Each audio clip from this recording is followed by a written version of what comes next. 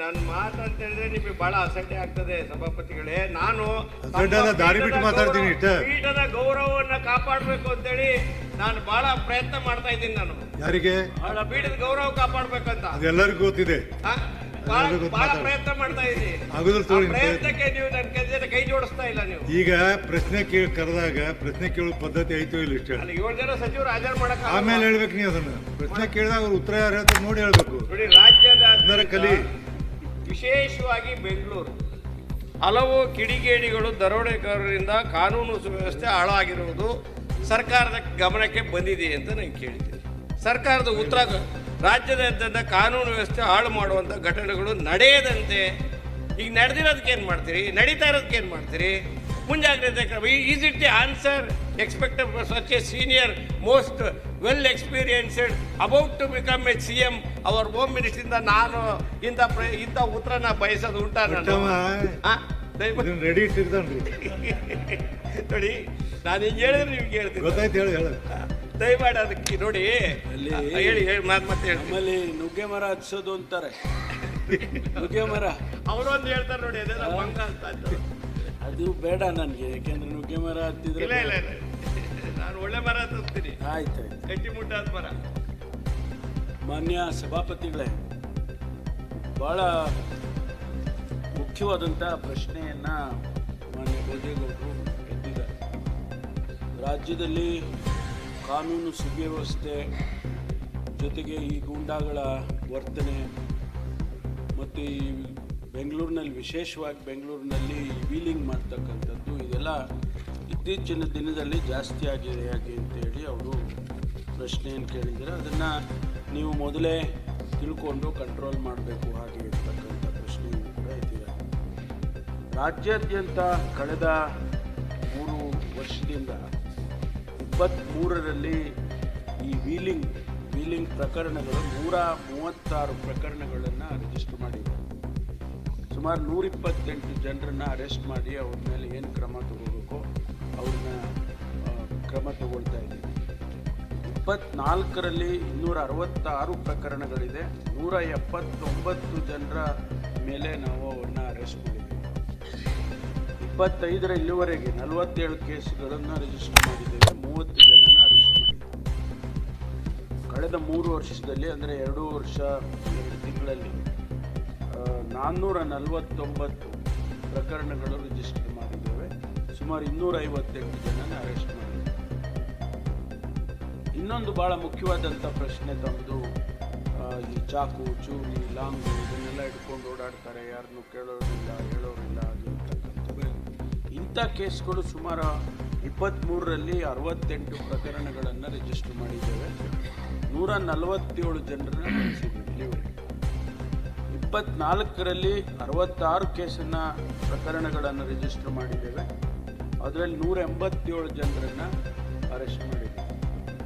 25ರಲ್ಲಿ ಇದುವರೆಗೆ 2 ತಿಂಗಳಲ್ಲಿ 26 ಕೇಸ್ಗಳನ್ನು ರಿಜಿಸ್ಟರ್ ಆಗಿದೆ. 86 ಜನರನ್ನು ಅರೆಸ್ಟ್ ಮಾಡಿದ್ದೇವೆ. ಅಂದರೆ ನಾವು ಇಂಥ ಪ್ರಕರಣಗಳು ಆದ ತಕ್ಷಣವೇ ನಾವು ಅವ್ರ ಮೇಲೆ ಕ್ರಮ ತಗೊಳ್ತಕ್ಕಂಥದ್ದು, ಜೊತೆಗೆ ಅವರಿಗೆ ಕಾನೂನು ಪ್ರಕಾರ ಏನು ಕಠಿಣವಾದಂಥ ಶಿಕ್ಷೆ ಆಗಬೇಕು ಅದರ ಪ್ರಕಾರ ಮಾಡ್ತಾ ಇದ್ದೀವಿ. ಬೆಂಗಳೂರಿನಲ್ಲಿ ನಮಗೆ ಬೆಂಗಳೂರದು ಭಾಳ ಹೊತ್ತು ಕೊಟ್ಟಿದ್ದೀವಿ. 23ರಲ್ಲಿ ಈ ವೀಲಿಂಗ್ ಮಾಡೋದು ಸುಮಾರು 242 ಪ್ರಕರಣಗಳನ್ನು ರಿಜಿಸ್ಟರ್ ಮಾಡಿದ್ದೇವೆ. ಆರೋಪಿತರು 264, ಬಂದಿದ್ದರು 207 ಜನನ ಬಂಧಿಸಿದ್ರು 23ರಲ್ಲಿ.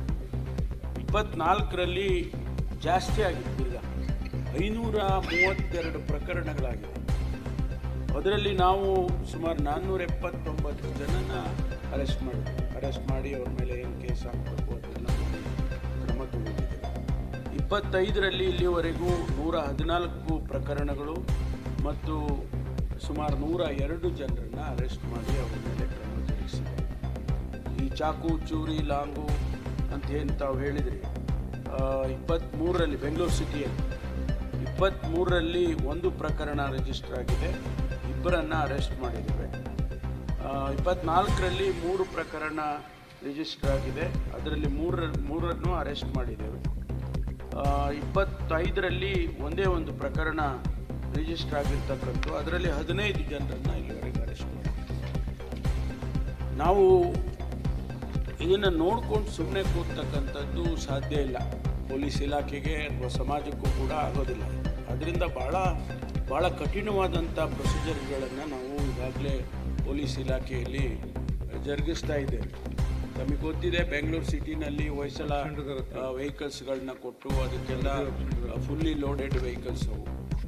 ಇತ್ತೀಚೆಗೆ ಅಲ್ಲಿ ಹೋಗ್ತಕ್ಕಂಥ ASI ಒಬ್ಬರು ಇರಬೇಕು, ಒಬ್ಬರು ಡ್ರೈವರು ಕಾನ್ಸ್ಟೇಬಲ್ ಇರ್ತಾರೆ.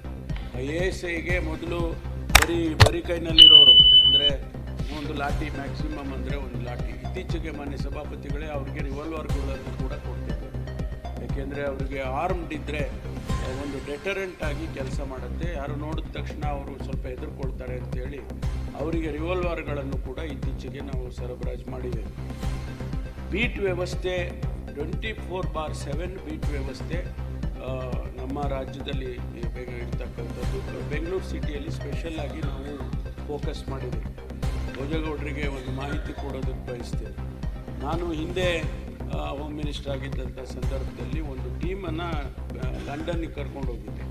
ಅಲ್ಲಿ ಲಂಡನ್ ಮೆಟ್ರೋ ಹೇಗೆ ಅವರು ಕೆಲಸ ಮಾಡ್ತಾರೆ ಅಂತೇಳಿ, ಅವರು ಯಾವ ರೀತಿ ರೆಸ್ಪಾನ್ಸ್ ಇದೆ ಅಂತ ನಮ್ಮಲ್ಲಿ ಅದನ್ನೇ ತೊಗೊಂಡು ಬಂದು ಇಲ್ಲಿ ಕಾಪಿ ಮಾಡಿ ನಾವು 380-400 ವೆಹಿಕಲ್ಸನ್ನು ಬೆಂಗಳೂರು ಸಿಟಿಗೆ ಹಾಕಿ ಅವುಗಳನ್ನು ಕಂಟ್ರೋಲ್ ರೂಮಿಗೆ ಕನೆಕ್ಟ್ ಮಾಡಿಕೊಂಡು ಎಲ್ಲಿ ಅವರಿಗೆ ಒಂದು ಏರಿಯಾ ಫಿಕ್ಸ್ ಮಾಡಿ ಆ ಏರಿಯಾದಲ್ಲಿ ಆ ವೆಹಿಕಲ್ಸ್ಗಳು ಮಾನಿಟರ್ ಮಾಡ್ತಕ್ಕಂಥದ್ದನ್ನು, ಏನಾದರೂ ಇನ್ಸಿಡೆಂಟ್ ಆದರೆ ತತ್ಕ್ಷಣ ರೆಸ್ಪಾಂಡ್ ಮಾಡತಕ್ಕಂಥದ್ದನ್ನು ವ್ಯವಸ್ಥೆ ಮಾಡಿದೆ. ನಮಗೆ ಆಶ್ಚರ್ಯ ಆಗ್ಬೋದು, ಬೇಕಾದರೆ ತಾವು ಟೆಸ್ಟ್ ಮಾಡಿ ನಮ್ಮ ಕಂಟ್ರೋಲ್ ರೂಮಲ್ಲಿ ಬಂದು. ನಿಮಗೆ 9 ನಿಮಿಷದಲ್ಲಿ ರೆಸ್ಪಾನ್ಸ್ ಸಿಗುತ್ತೆ ಮಾನ್ಯ ಸಭಾಪತಿ. 9 ನಿಮಿಷದಲ್ಲಿ ಏನೇ ಘಟನೆ ಆದರೂ ಕೂಡ ಆ ಪೊಲೀಸ್ನವರು 9 ನಿಮಿಷದಲ್ಲಿ ಅಲ್ಲಿಗೆ ರೀಚ್ ಆಗ್ತಾರೆ. ತಕ್ಷಣ ಅವರು ಕಂಟ್ರೋಲ್ ರೂಮಿಗೆ ಕನೆಕ್ಟ್ ಮಾಡಿಕೊಂಡು ಅವರಿಗೆ ಅಡಿಷನಲ್ ಫೋರ್ಸ್ ಬೇಕಾದರೆ ಪಕ್ಕದಲ್ಲಿ ಇರ್ತಕ್ಕಂಥ ಪೊಲೀಸ್ ಸ್ಟೇಷನ್ಗಳಿಗೆ ಅವರು ಮಾಹಿತಿ ಕೊಡ್ತಾರೆ. ತಕ್ಷಣ ಎನ್ಫೋರ್ಸ್ಮೆಂಟ್ ತಗೊಳ್ತಾರೆ. ಇಷ್ಟು 24 ಗಂಟೆನಲ್ಲೂ ನಡೆಯುತ್ತೆ. ನೀವು ಟೆಸ್ಟ್ ಮಾಡಬೇಕಾದ್ರೆ ಟೆಸ್ಟ್ ಮಾಡಿದಾಗಲೇ ಮಾತ್ರ ಅದು ಗೊತ್ತಾಗ್ತದೆ. ಆದ್ದರಿಂದ ಈ ಬೀಟ್ ವ್ಯವಸ್ಥೆಯನ್ನು ಮಾಡಿದೆ. ಮಹಿಳಾ ಸುರಕ್ಷತೆಗೆ ನಾವು ಪಿಂಕ್ ಹೊಯ್ಸಳ ಅಂತೇಳಿ ಪಿಂಕ್ ವೆಹಿಕಲ್ಸ್, ಮಹಿಳೆಯರೇ ಇರ್ತಕ್ಕಂಥ ಪಿಂಕ್ ಹೊಯ್ಸಳಗಳನ್ನು ಮಾಡಿದ್ದೇವೆ. ಆಮೇಲೆ ಅಲ್ಲಿ ಶಾಂತಿ ಸಭೆಗಳನ್ನು ಮಾಡೋದು, ಮೊಹಲ್ಲಾಗಳಲ್ಲಿ ಸ್ಟೇಷನ್ ಲಿಮಿಟ್ಸಲ್ಲಿ ಮಾಡ್ತಕ್ಕಂಥದ್ದು, ಒಟ್ಟಾರೆ ಮಾನಿಟ್ರಿಂಗ್ ಮಾಡ್ತಕ್ಕಂಥ ವ್ಯವಸ್ಥೆಯನ್ನು ಭಾಳ ಎಫೆಕ್ಟಿವ್ ಆಗಿ ಮಾಡ್ತಾ ಇದ್ದೇವೆ. ಆದರೂ ಅಲ್ಲೊಂದು ಇಲ್ಲೊಂದು ನಡೆದೇ ಬಿಡುತ್ತೆ.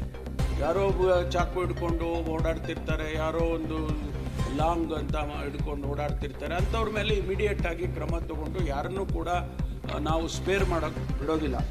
ಆದ್ದರಿಂದ ಹೆಚ್ಚಿನಂಶ ಬೆಂಗಳೂರು ಸಿಟಿಯಲ್ಲಿ ಶಾಂತಿ ಇದೆ.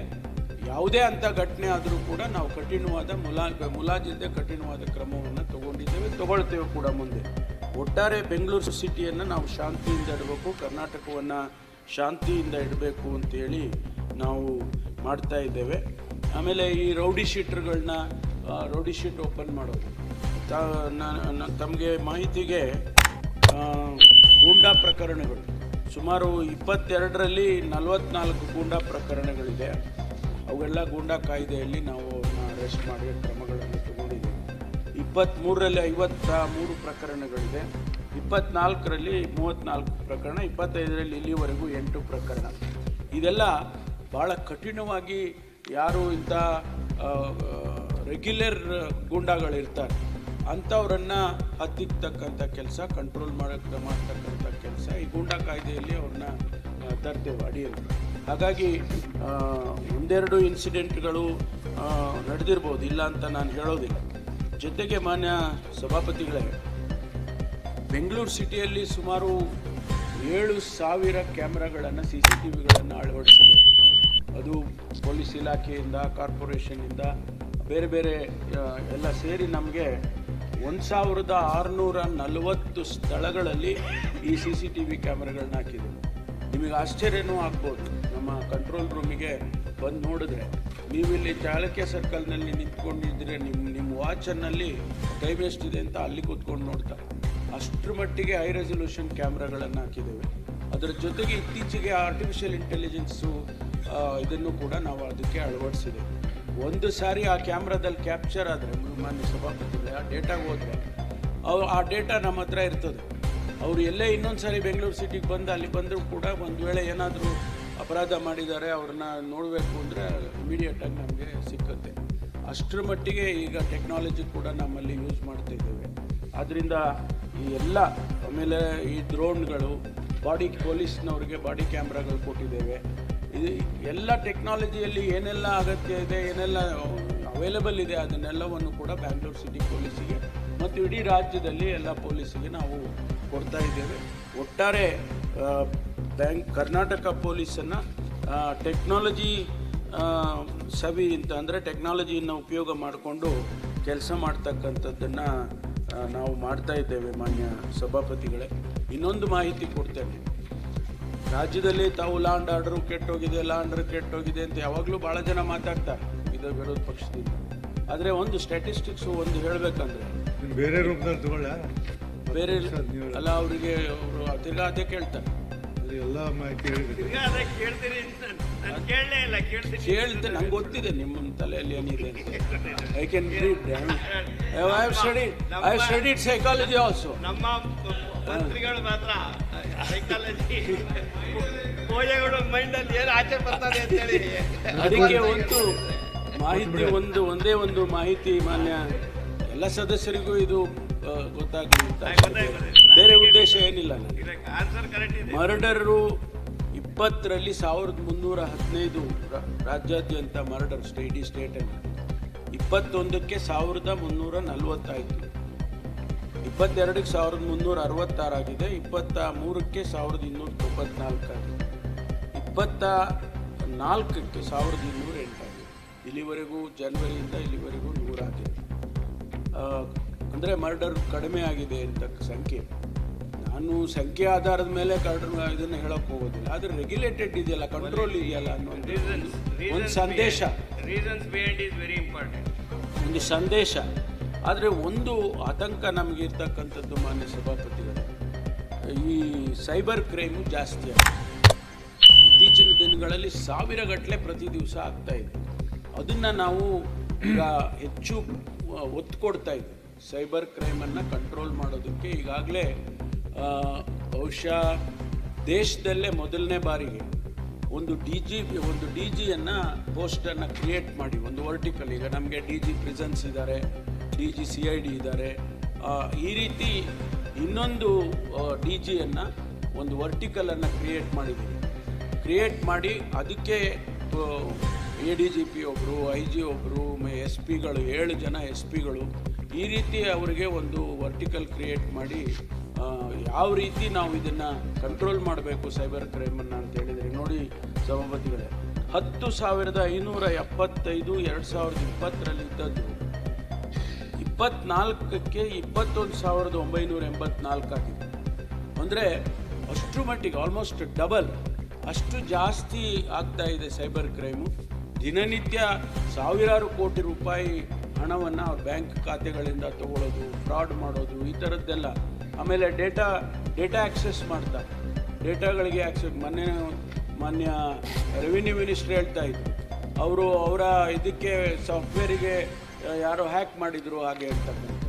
ಅದರಿಂದ ಅವರು 15 ದಿವಸ ರಿಜಿಸ್ಟ್ರೇಷನ್ ಆಗಲಿಲ್ಲ, ಯಾವುದು ಆ್ಯಕ್ಟಿವಿಟಿನೇ ಆಗಲಿಲ್ಲ. ಈ ರೀತಿ ಈ ಸೈಬರ್ ಫ್ರಾಡ್ಗಳಾಗ್ತಾ ಇದೆ. ಅದನ್ನು ನಾವು ಭಾಳ ಹೆಚ್ಚಿನ ಗಮನವನ್ನು ಇದಕ್ಕೆ ಕೊಡ್ತಾ ಇದ್ದೀವಿ ಅಂತೇಳಿ ಸಾಕು. ಸಭಾಪತಿಗಳೇ, 15 ನಿಮಿಷ ಆಗ್ತಿದ್ದು. 15 ನಿಮಿಷ ಉತ್ತರ ಕೊಟ್ಟವ್ರು ಯಾರು? ಪ್ರಶ್ನೆ ಕೇಳ್ದವ್ ನಾನು. ಕೇಳಪ್ಪ. ಪ್ರಶ್ನೆ ಕೇಳ್ದವ್ ನಾನು. ಕೇಳಪ್ಪ. ಇದರಲ್ಲಿ ಸುದೀರ್ಘವಾದ ಉತ್ತರವನ್ನು ತಮ್ಮ ಒಳ್ಳೆ ಎಕ್ಸ್ಪೀರಿಯನ್ಸ್ ಅಲ್ಲಿ ಸಚಿವರು ಕೊಟ್ಟಿದ್ದಾರೆ. ಹೃದಯಪೂರ್ವಕವಾದ ಧನ್ಯವಾದಗಳು. ಮತ್ತಷ್ಟು ಸುದ್ದಿಗಳಿಗಾಗಿ ನೋಡ್ತಾ ಇರಿ ಪಬ್ಲಿಕ್ ನ್ಯೂಸ್ 24x7. ಇದು ಸತ್ಯದ ಧ್ವನಿ.